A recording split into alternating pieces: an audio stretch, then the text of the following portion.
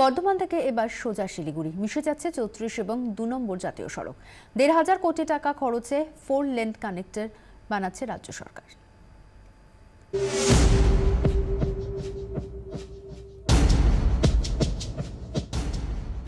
হাইওয়েতেই হারিয়ে যায় বহু শিল্পের স্বপ্ন, ভারতীয় অর্থনীতির চালু রসিকতা।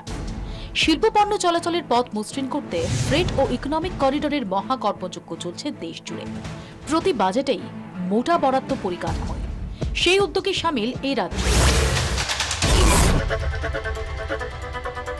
শিলিগুড়ি থেকে সড়ক পথে বর্ধমান যেতে আর কলকাতা বা শহরতলি ছোঁয়ার দরকার নেই।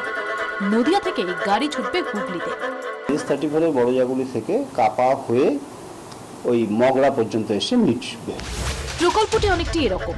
34 নম্বর জাতীয় সড়কের ওপর বড়জাগুলি, সেখান থেকে কাপা হয়ে ব্যারাকপুর কল্যাণী এক্সপ্রেসওয়ে, সেই পথেই মগরা, যেখানে মিশেছে 2 নম্বর জাতীয় সড়ক।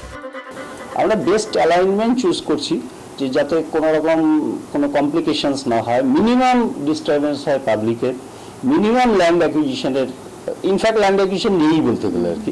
2 জাতীয় সড়ককে জুড়বে রাজ্য সরকারের তৈরি 4 লেন কানেক্টর। গতির চাহিদা পূরণে হুগলি নদীতে ঈশ্বরগুপ্ত সেতুও নতুন করে তৈরি হবে, থাকবে পুরনো সেতুটিও।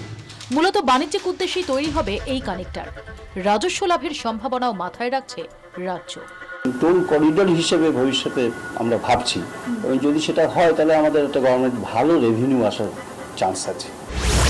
প্রকল্পের পরিকল্পনা তৈরি, সড়ক ও সেতু তৈরির জন্য শিগগিরই টেন্ডার ডাকা হবে।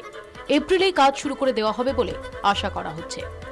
24 ঘন্টার জন্য ক্যামেরায় বাপন সাউয়ের সঙ্গে সুতপা সেনের রিপোর্ট, কলকাতা।